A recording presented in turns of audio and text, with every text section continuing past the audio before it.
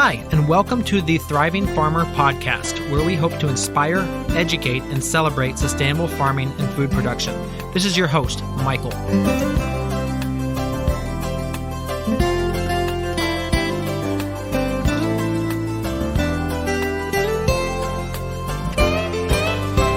Today's podcast guest was Linley Dixon. Now, Linley owns a 5-acre mixed vegetable farm in Durango, Colorado, marketing through Southwest Farm Fresh, Farm to Table, and Durango Farmers Market. She owns the farm with her husband, brother, and 8-year-old daughter. So she holds an MS in Plant and Soil Science from West Virginia University and a Ph.D. in Plant Pathology from the University of Florida. In addition, she has held a 2-year post-doctorate with the USDA Systematic Botany and Mycology laboratory, where she studied fungal plant pathogens from around the world.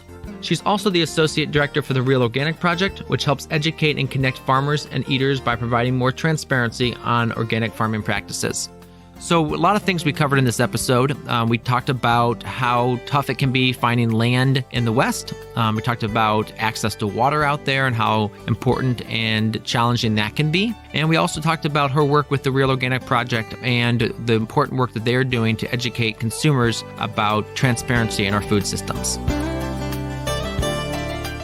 Welcome to the podcast, Dr. Dixon. Thank you, Michael. It's great to be here. So why don't you give us a little bit of background about you? Because I've seen your name a few different times, but I'm not sure our audience has kind of, your background. You started in pathology, you did a lot of work with tomato diseases, and now you've kind of moved into, you worked with the Cornucopia Institute. So tell us about your journey into the whole organic world.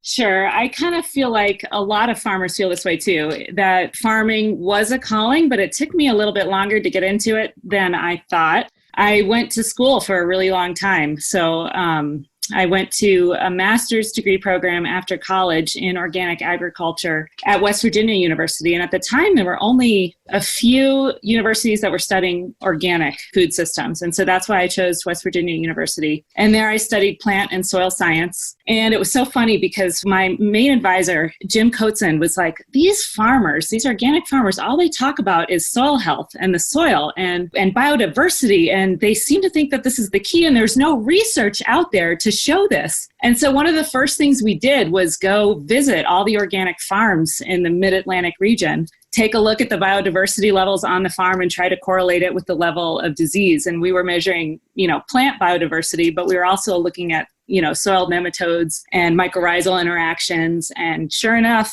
higher diversity levels show fewer diseases, but, it's something that organic farmers have always known. Yes, absolutely. Yeah. So then after that, I actually took a break and thought, maybe I don't want to be in research forever. You get so specialized. And I worked for Extension out on Guam, actually, which is in the Pacific Ocean. So I was diagnosing diseases there and looking at biocontrol of weeds. So we were checking out what are some of the diseases that are on weeds there, and might they be able to be used for control? If you actually can culture the fungal pathogen, you might be able to control the weed by spraying that pathogen.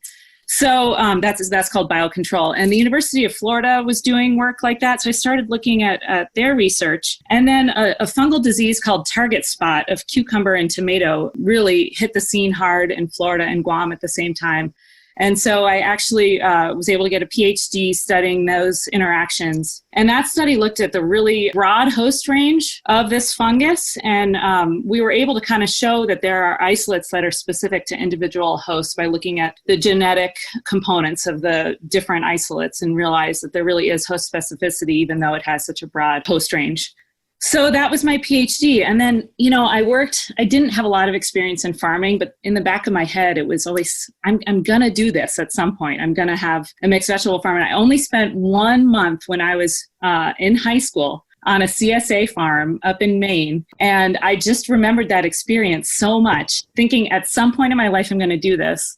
Her name was Bambi Jones, and the farm was Hidden Valley Farm. She had a bad back. And I remember that. She was only 40 or something, and it was hard for her to bend over and pick the beans. And I always remember thinking, I don't want to be too old when I finally get this going. I want to be able to be my best, strong self. And so it took a couple of years doing a postdoc and research. And, I got to the point where I was like in a lab coat every day, and I would walk out at the end of the day of the building and I hadn't seen the day at all. And I just thought, that's enough. I've got to quit now and go give this farming thing a try, because I've always known it's something I wanted to do. And so, after 2 years of doing postdoc research at the USDA in Maryland, after my Ph.D., I decided to leave the East Coast, which is where I grew up and was working with the USDA, and just go out to Colorado and give it a shot. Okay, cool. So tell us a little bit about the farm that you did out there. So we didn't have any land, and the scene out here is that land is incredibly expensive. Really good farmland has water rights. The water rights are very tricky to get a hold of, and you can get a farm with water rights, but they may not get you through the full season. And so I decided not to buy a farm right away, even though we had some savings. So we actually ended up just renting a plot in town and giving it a go. And we had a 150 member CSA. Like, we went hard, fast, and on-farm pickup, and everything was awesome, but the rent just kept going up on us. And it was clear that the landowner wasn't on our side. And so we actually jumped around on 3 different plots over the course of 6 years, had all kinds of problems. Like, one year we got hit by hail. All of those plots had herbicide carryover residues in the soil. So though we were farming organically, we had to wait for that 3-year transition. And we kept realizing that if we don't find a steady plot, we're just going to be starting over all the time. And we actually were going to quit farming. And a knock on the door came from someone in the area that had good farmland. And he said, we want to get farmers on our land. And then over the course of the last 2 years, we've been able to apply for an FSA loan and make that happen. So we're on about 5 acres now with awesome water rights. So we're really excited about our future. Yeah, that is something I've worked with farmers, Colorado, Utah, and that is something that every single time it is a massive discussion is how do you make sure that you have water, one, and then two, how do you make sure you have water in the fall and spring, because they only turn the system on for specific times of the year. Right. So talk to us about the climate of Colorado. Obviously, there's not much water, but is there anything else that makes farming out there unique?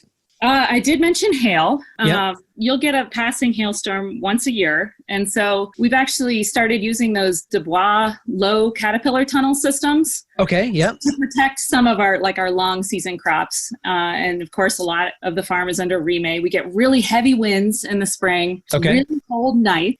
Like a tomato doesn't like to get below 65 degrees. And every single night, even in, the hottest July months, is about 55 degrees. So like the first year I grew tomatoes and they were all green when the frost came. So I didn't get a single ripe tomato the first year. And this is my specialty. So that was a tough blow. What else? Gosh, gophers. The pH of the soil is 8 here because it's high. So we're dealing with high pH soils. Yep. How do you combat that? Organic matter. We're really big into composting and just trying to bring, the organic matter of our soils up. And, if you irrigate, they'll naturally come down a little bit. But as soon as you add that organic matter and that biological activity, the pH of the soil evens out. Gotcha. So let's talk a little bit about, now you've been farming for a couple of years. Do you still love it? Is that something you want to do the rest of your life? I do love it. It's definitely a calling. I also have this side of me that loves the political side of it. I really believe strongly that we have a right to farm. And I saw how close, if we want to farm, we should be able to do it. And there's this whole generation of people that want to farm right now because of environmental reasons and just kind of a burnout of, spending your life behind a desk and behind a computer screen. And so many of them are not getting over that hump of land ownership. And I was so close to being one of them. And if I hadn't gotten that knock on the door, I would have gone back into academia and research, and I would have kind of lost this dream of mine. And fortunately, my husband and brother are here to help me, and they're farming full time. And so now that I've got this kind of opportunity through the Real Organic Project, which we can talk about soon, but to kind of fight for farmers' rights to farm, I can, keep my feet wet on the farm, but I can also kind of follow this calling of fighting for that right for all these people who want to do it, to raise awareness about them and how can we get them on the land. Yeah, because that's an important thing we see all across the U.S. is that access to land. And we do know that, the next, 20 years, 50% of the land in the U.S. will change hands. So we're at a crux right now of that happening. But how do we steer that conversation? Absolutely. So let's kind of move into sustainable agriculture. What does a sustainable farm mean to you? There are so many aspects of it. And I think organic movement has been all about standards. And while I agree that there need to be standards, I also have never been allowed to be organic for the last 8 years because my plot, has moved around so long. So I'm actually, one of those people that believes that it's a shame that we've kind of I've lost this identity under organic that, am I an organic farmer? Even though I'm like composting and cover cropping, doing all these wonderful things. So for me, what makes a sustainable farm is someone who is constantly thinking about the entire, like the holistic approach to all of their systems and trying to improve the sustainability of every one of those, complex interactions on the farm. And so, maybe you're rocking the composting, but you're like, oh gosh, I'm still driving 3 hours, 3 times a week to get my produce to market. And so you're even thinking about that end of it. Or maybe you're right in town and you don't have access to fertility. And so you're having to bring in your fertility it could be an organic source of fertility, but maybe it's fish emulsion. And you kind of dive into, oh my gosh, they're harvesting fish from the sea in order to, grind them up and put them on my farm. That doesn't feel right either. And so you're kind of like taking a step back at everything you're doing and trying to improve the sustainability with the knowledge that you're never ever going to get there, but you're always thinking about it and you're always trying to improve those systems. Gotcha. Yeah, no, that's really good. So you've had a long history in, agriculture and a lot of the academia too. Tell us about, one of the mentors that you've met across along the way and what were the big lesson that you took away from that interaction? Yeah, there have been so many. Eliot Coleman, of course, has always been a hero of mine. And actually, I got to meet him at one of the National Organic Standards Board meetings in Stowe when the farmers were protesting the idea that soil might not be a part of organic farming anymore, that hydroponics would be allowed. And so I met him there and I started crying. And the first thing he said to me was, don't cry. And he gave me this big hug. And he's just always been such a hero of mine because of his attention to detail and how much he has cared for the soil and believed that soil is ultimately what makes a healthy plant and then a healthy human who eats that plant. And so that integration, that kind of holistic approach to the health of the entire ecosystem, that's stayed with me. I've also loved Wendell Berry, and at a pretty young age, I read The Unsettling of America and that concept that we're losing our small towns in America because of the type of agriculture that we're promoting in this country. And so that hit me hard as well. Yeah, absolutely. The more and more we watch, the Midwest just keeps turning into more and more farmland and less people. Right. So, yeah. So let's move on to talking about the Real Organic Project. Tell us a little bit more about the need for an add-on label. Right. So there have been some problems in organic for a long time. The majority of the farmers are these awesome biodiverse organic family farmers. And so the organic community hasn't really want to talk about, some of the problems that we've had for fear of harming these incredible farmers that are under the organic label that have worked their whole lives to build this movement. And I completely get that after visiting these organic farms this summer to be part of the Real Organic Project program.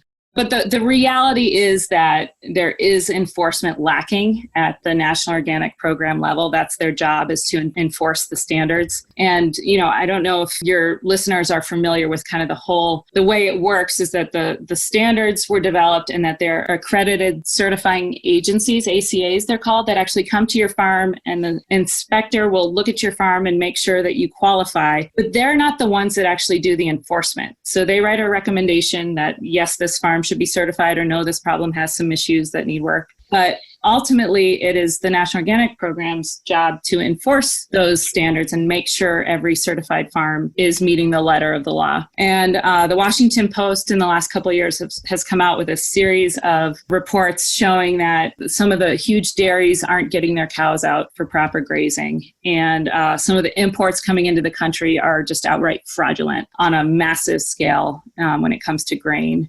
The poultry conditions have been really bad to the point where it's almost like this example that if we don't talk about this, then what happened in poultry is going to happen in every sector of organic. And that's just these huge, massive buildings. The organic law requires outdoor access for poultry. And it's this really cynical version of what outdoor access would look like. And it's just basically like you have these huge, 200,000 bird buildings with these tiny little doors and this tiny access to a barn. It's almost like a porch that has no soil. And so even if the birds did get out there, which there isn't enough space for all of them to get out there, there's absolutely no reason why they'd want to be out there. There's no, worms to scratch and find, or, dust baths, or all the things that makes a chicken. So that's happened in the poultry industry to the point where now if you go buy eggs that are organic in the market, 90% of them come from these porches. And so it's just a real cautionary tale of what can happen if we don't fix the system before it pretty much takes over. And so I think that's why the farmers have come together to say, no, we're not going to let that happen in dairy. We're not going to let that happen in vegetables. And so the Real Organic Project has formed a grassroots farmer-led effort to take control of organic standards and make sure they stay strong, because it really is such an awesome movement. It's a successful farmer-led movement from the beginning, and they want it to stay that way. Yeah, because the original organic movement was started by the farmers who wanted to offer something different. We thought bringing in the government oversight would kind of help nationalize and help standardize it. But what's happened is it's just ended up diluting it. Right. It's such a great success story that the people who kind of laughed and said that's not going to be anything are saying, wow, I want a piece of this now. And they're getting a piece of it. Unfortunately, they're bending the rules to meet how they're growing and how they're doing things instead of changing how their production systems in order to match the standards. Gotcha. So what are some of the specific ways that the standards are different for the Real Organic Project? Yeah. So number one, poultry, we require that birds are actually in contact with soil. Require that soil is vegetated even. Okay. So it really encourages rotation, because basically if you put chickens in one spot, they're going to make it so that the vegetation is gone over time. So, not only do they have access to soil, but it really doesn't outright require rotation, but because we require that the soil be vegetated, it basically ensures that those poultry will be moved and not, over contaminate with their manure one spot, just keep the land healthy. So that's one area. The other area is that we require the maintenance of soil fertility. And so number one, we require that you do grow in the soil. I think the organic farmers have always acknowledged the complexity of the soil systems and never thought that we could actually replace what the soil does with a fertility input, because that's one of their core beliefs. We require in-soil growing and look at how are you fostering fertility in the soil. So that's part of our standards. Those are two really big differences.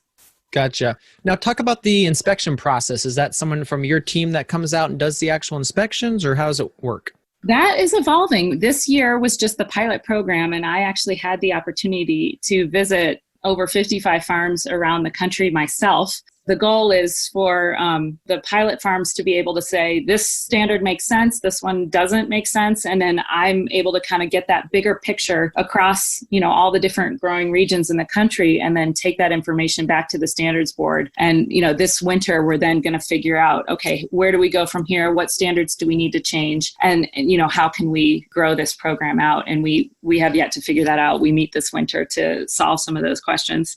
Gotcha. Who are some of the farmers who have signed on to this? We have some of the most amazing longtime organic farmers in the country. And at the same time, we have some really awesome new growers who are young and doing everything right as well. So it's a pretty nice mix. We've got geographically farms from all over the country. So, just a great example, we've got Radiance Dairy, who's Francis Thickey owns that in Iowa. We actually have started releasing once a week videos of the farms on our website.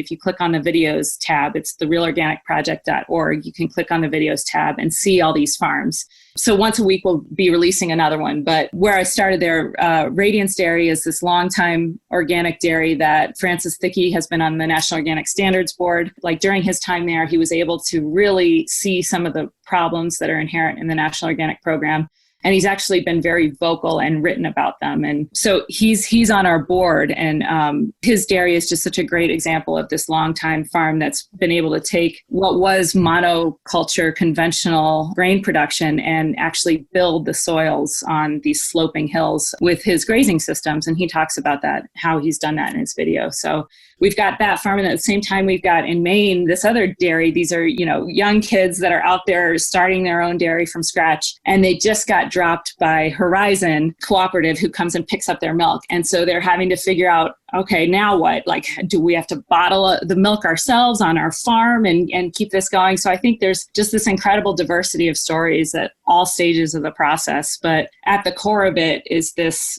belief that, organic is the way, that it is salvageable, that the majority of farms under the label are still doing everything in the true, spirit of the organic movement and the letter of the law, and that there's just this small minority of, unfortunately, really massive operations that are tainting the whole system. And so we just need to get on top of that. Yeah, I think we're looking at, it's 5% of the farms which are the ones misbehaving, but they're taking, 50 or plus percentage of the market. Exactly. So, yeah. I saw a video just this morning of one of actually my personal heroes, John Paul Cortens with Roxbury Farm. So, nice. it was great to see that, and that he's on board with this project, as he's been farming for a very long time in the Hudson Valley and does a phenomenal job on their farm with making sure that everything stays organic and real.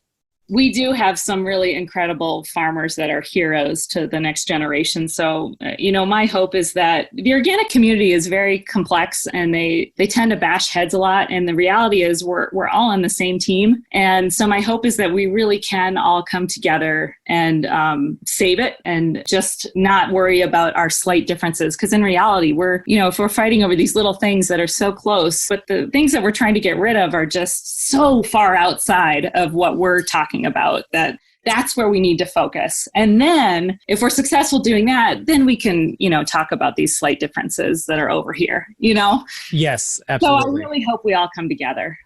Yeah.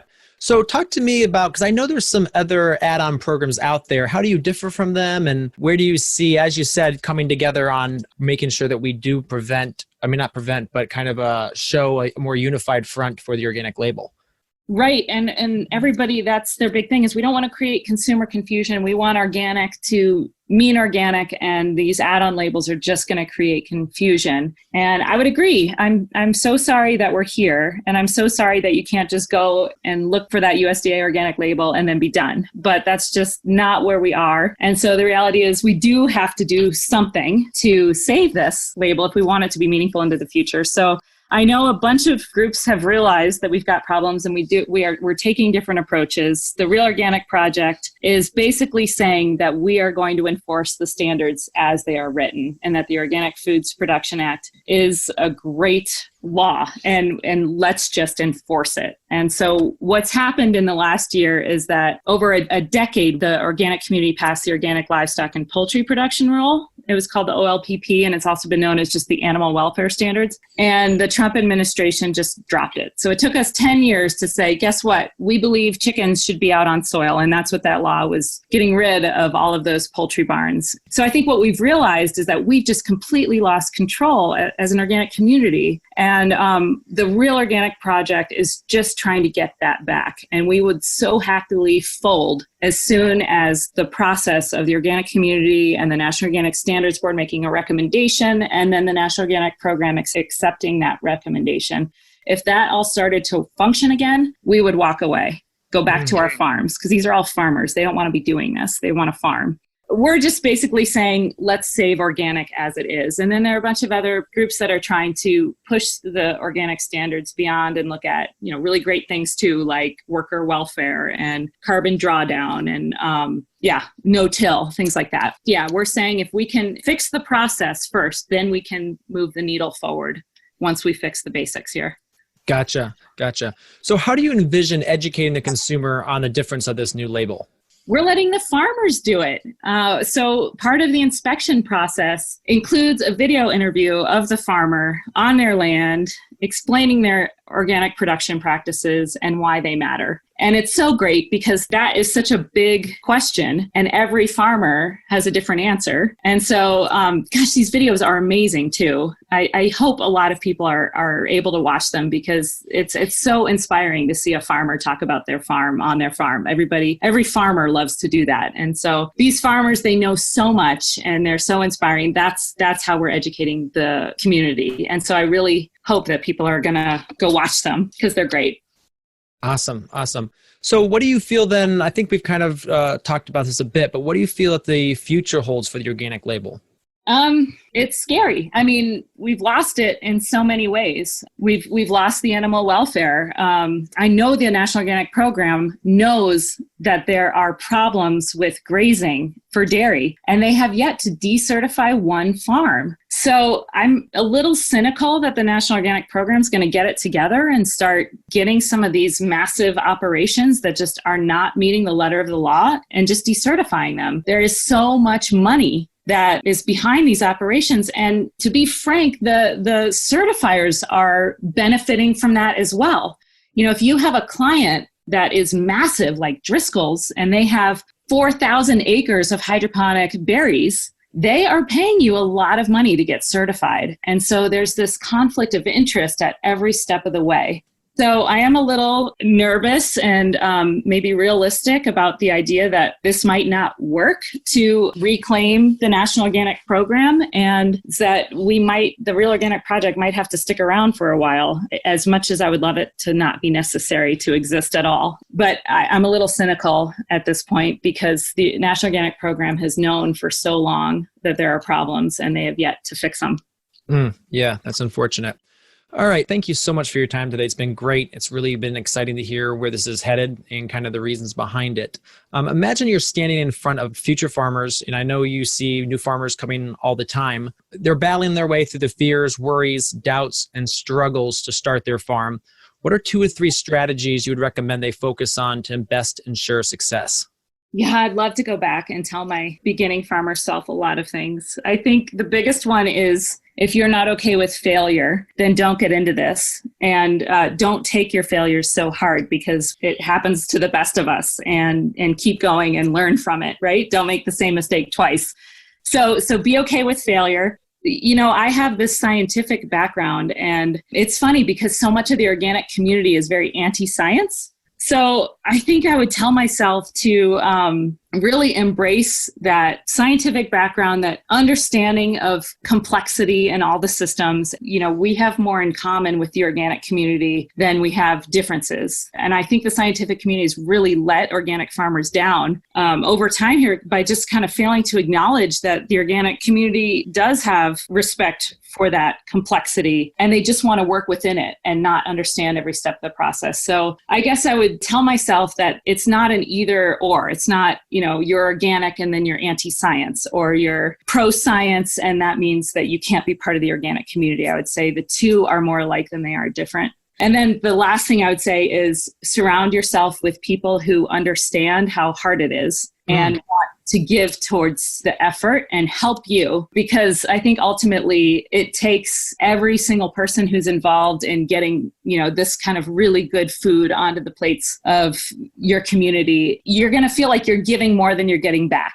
And so if you're working with a landowner that, you know, they really just want to get their rent, then get out. You know, work with people that really believe in this movement and want to help you. And you know, that restaurant that's willing to pay a little bit more, and then you have to come down a little bit on your pricing. And so both of you feel like you're giving towards it in order to make it work. So yeah, surround yourself with people that get it. All right. And there you have it, folks. That was great. You know, those are 3 really, really good points. And I think that, you know, that's going to serve any new farmer very well to kind of take those in mind. Thank you so much again for coming on the program, Dr. Dixon. Thank you, Michael, for having me. It was really fun. So there you have it. Another episode in the books. So I'd love if you would hop on over to iTunes and leave us a rating and a review. Those mean everything to us. We love to hear what you're thinking. If you have a podcast guest that you can recommend, please pop on over to the Thriving Farmer Podcast website and leave us a review. That's thrivingfarmerpodcast.com.